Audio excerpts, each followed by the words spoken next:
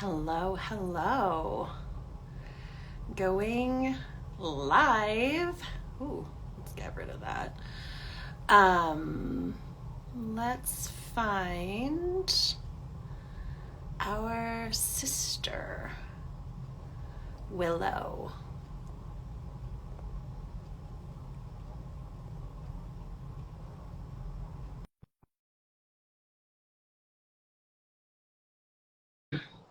Hello. Hi, welcome.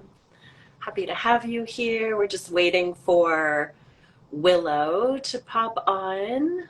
There she is. She's coming in. Coming Hey, in hot. hey, honey, hey, Gosh, sister goddess. it's been so long. Here I we are back know.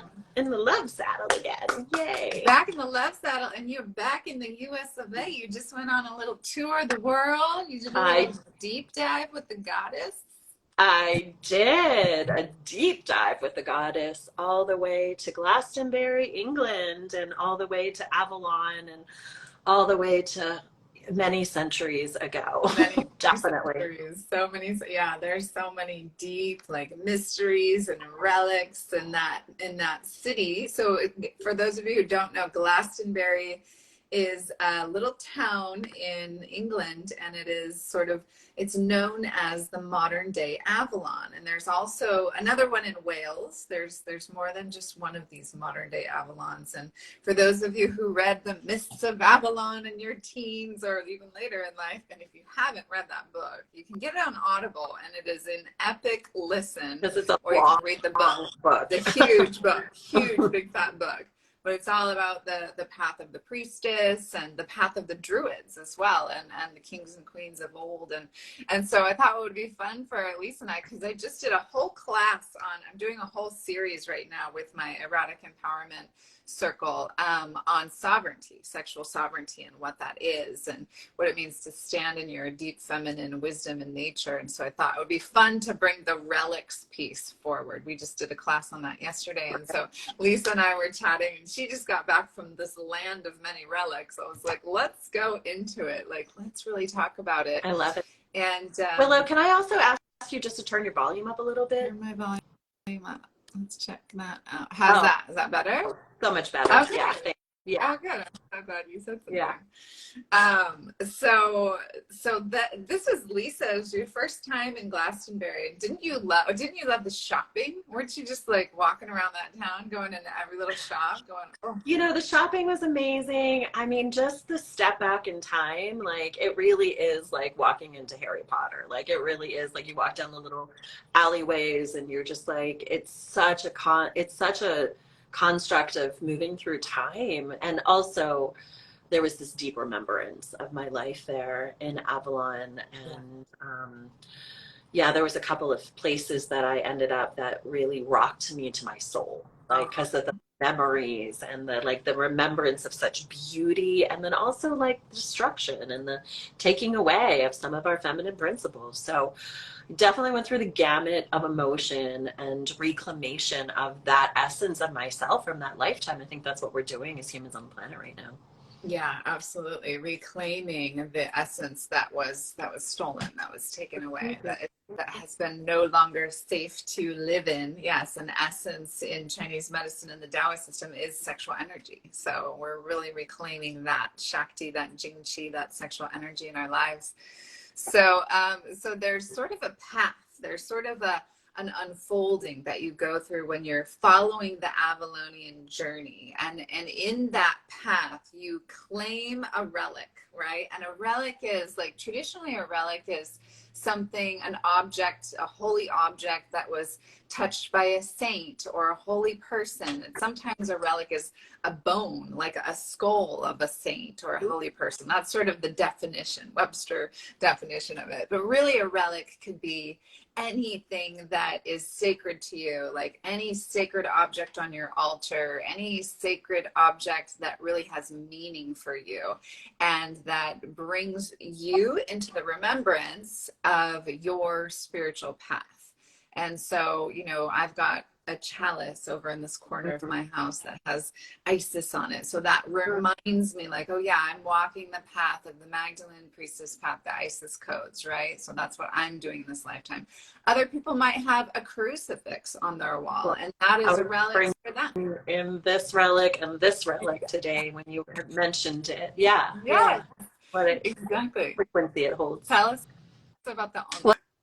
Well, the Ankh, I mean, talk about the reclamation, right? And especially as we talk about the sacred sexuality and the essence of our sacred expression, I go back to the time of Isis often. And what I love about the Ankh is that, this was the original cross and it's the sign of the feminine.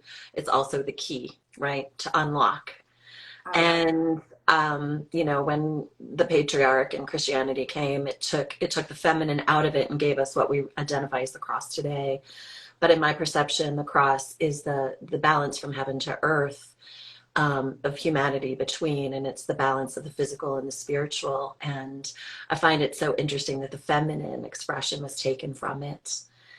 So as you and I and so many walk this path and this planet right now, it's about reigniting the remembrance of the feminine as being the sacred vessel. And so this symbolizes that to me in so many ways. So that's how I hold it. Oh, I love that. I love your description of it. And, from heaven to earth and that cross section. And there's, a lot of the Celtic crosses have that circle on the top. So yeah, that is sort of the original structure of the cross. And so the portal of the yoni too, right? It's the portal. Well, that's just been taken away. Let's just dismiss that. It's the portal that we all come from, right? This incredible magical place. I just did a whole 2-hour workshop on the anatomy of arousal of the vulva owner's anatomy of arousal. Man, there is a lot to know inside of that portal. There's so much to know. Okay, but that's another story. The mystery and the magic. It's so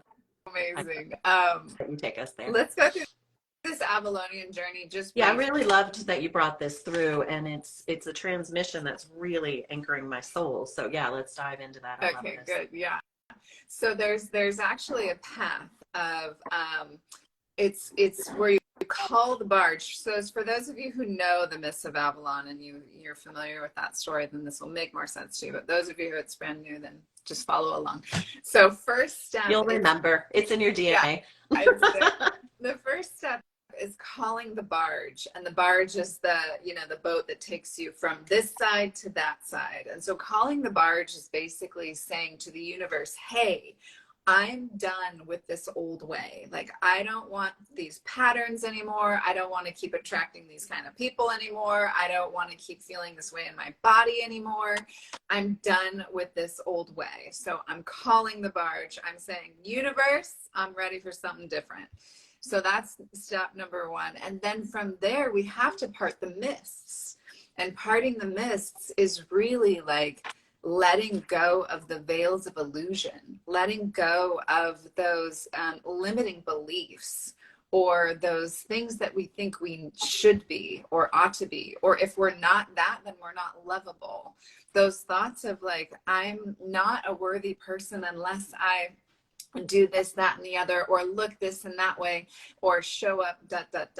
right? So it's parting the mists is that's kind of one of the heavier parts of it, right? It's one thing to say, hey, universe, I'm ready. And it's another thing to like really let go. Be ready. Yeah. It's actually be present and ready. It's like, you can call it, but then you have to be prepared for what you're summoning. Yes. True. You have to get on the ship and take the ride. Part those mists, clear the veils of illusion.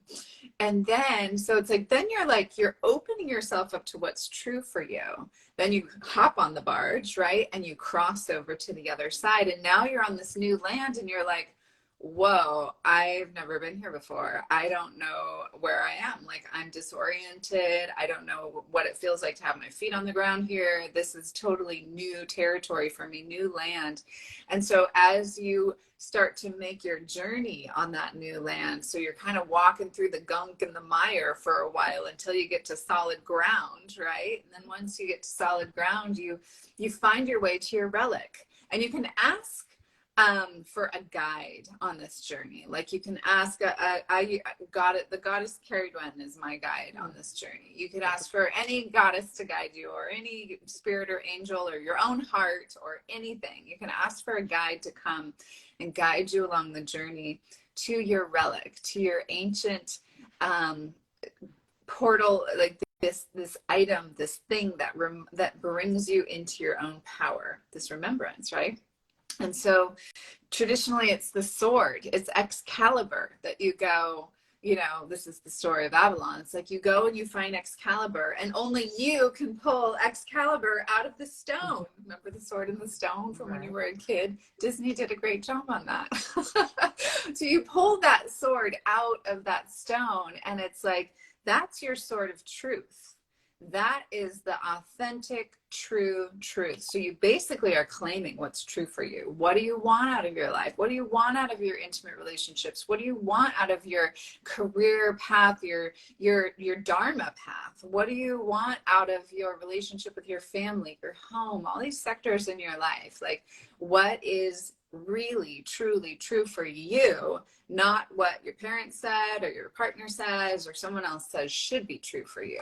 So you're claiming that sort of truth, and to take this relic, this sword, this actual object into your physical body. I always like to think of my spine as my sword of truth. So it's like, I am carrying this sword of truth around with me, and I want to be able to rest on that sword of truth. So then we get into the postures of sovereignty from there. That's a whole nother class I did yesterday. But then once you have your sword of truth, then you get to cut through any extra bullshit.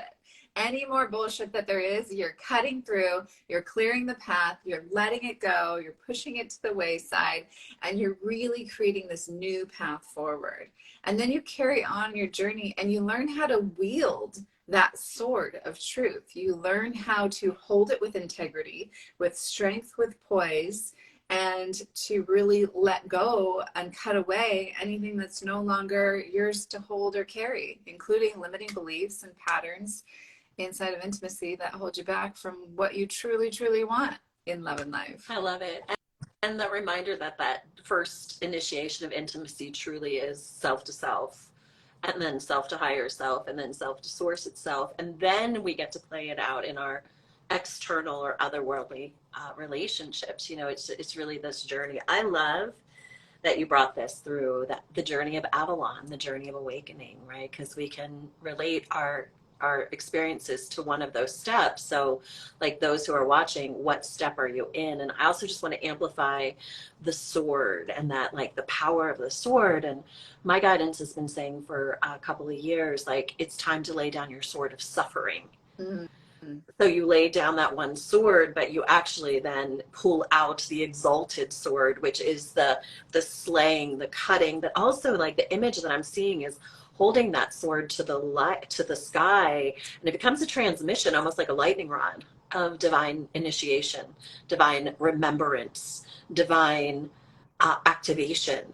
And the other piece that I have to speak to, because it's so personal to me right now, is that these steps come sequentially, but there's pause in each step, and we have to be gentle. That as you're walking the pathway of remembrance and of this Avalon calling and summoning, you know, I feel like I'm sitting in one of those steps right now, and it takes so much to sit in the patience of becoming, when we're so wired to get moving into the world and into the shoulding, as you had spoken to, which is, you know, this is in my book too, that should is shame. And when we're like, I should, and it's this mind evolution, it's picking up the sword of suffering again, that there is no shoulding, there's divine alignment, that we walk each of these steps in exactly the perfect sequence, timeline, and order. And wherever you sit along it is exactly the space to be in that moment, knowing that nothing is permanent, and you will walk your way to the exalted wielding of the truth of that sword and the deliverance of it through you in your service upon this earth in the time that is right for you to do that. That was a transmission. Hallelujah, sister. I mean, Bam, I bam. tell you, I've been doing the wheel, like walking the wheel for about 9 months now. So it's like yes, it does. It's not, we're not going to do it in a weekend, right? I mean, you can kind of, but no, you need time to integrate and to pause and to go through all of it. And old relics are going to leave your life if you're transitioning into a new version, or you're stepping into this highest potential of who you came to be on this planet at this time.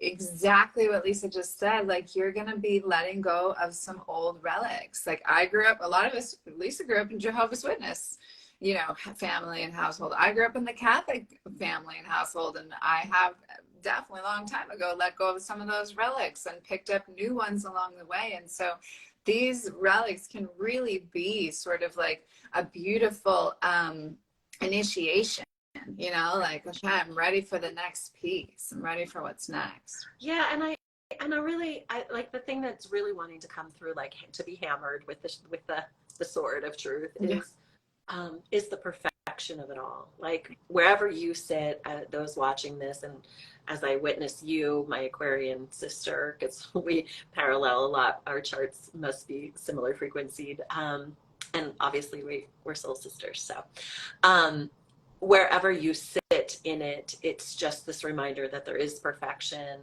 And to take that breath, because one of the questions when we decided to talk about this today that you had asked also was, what's your relationship to the divine feminine? Like, how do you quantify, how do you move with the divine feminine in your life? I think we'll save that till next week because it's a much longer topic, but I do think it's something important that our viewers feel into and think about, and how this relates back to this journey, this Avalonian ascension model that you brought through that's applicable to everyone's life. And how do you stay in that expression of the divine feminine and allow yourself to be guided through, because the feminine is relaxed.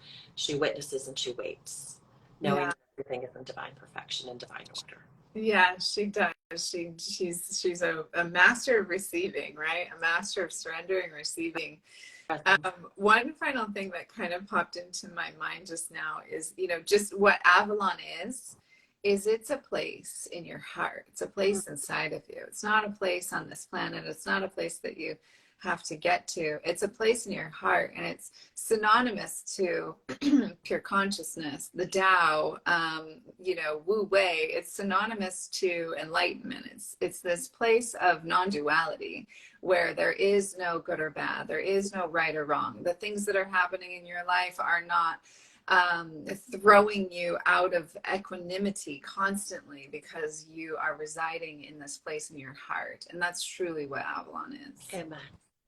And may it be resurrected in the hearts of all of us, because this is the journey home right now, right? The bridge between the golden ages of that time period and this one, and rising up exalted in our great remembrance.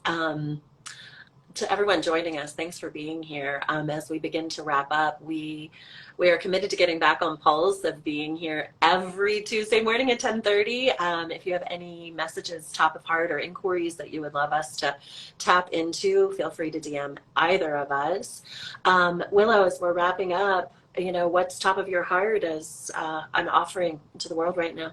Yeah, so I have the Erotic Empowerment Circle, and I've got 2-week free trial for you all to try. So if you're like, oh, I want more about these relics, and what is the sovereignty of posture all about, then you can tune into that class that I taught yesterday. It was really a fantastic. I love that. Yeah. So I'll put the link in my link tree at the top of drwillowbrown.com on my Instagram, and you guys can sign up for 2 free weeks, and if you love it, you can stay. It's only $40 a month, and it's really epic, and we go over everything from the adrenal glands to multiple orgasms to how to stimulate the vestibular bulbs. Do you even know what those are? Probably not, but you should. There you go. And what I'm launching into the world right now that I am highly excited about is my retreat. Yes, She Rise. It is a 2-year calling through my soul. I had a full body channeling of Kali Ma. Those of you who have read my book, Kali Ma moved through my body in the height of my grief, and as she moved through and unleashed the dragon that is me, she said she will rise. And so She Rise has been a call in my heart for 2 years, and now we're actualizing it into a 4-day in-person retreat in the beauty of the womb of Sedona. It's in October. I will put the link in my bio later today. We're just about to launch it, and it's divine feminine awakening 4-day journey in the heart of Sedona that takes us through a process of a shamanic death to lay down that which is complete, a resurrection, a reclamation and remembrance, and ultimately rebirth. And we will do that together in sisterhood, face to face, breath to breath, and womb to Do womb. you So know the dates of that already? it's October 12th through the 15th. Okay, I Yes. love it. Ooh, good timing. All right, everyone. Be sure to check out those offerings, and we will see you next Tuesday. We got some goodies on the horizon, and if there's anything you want us to talk about, just shoot us a DM. Much love. Yes, much love. Blessed day.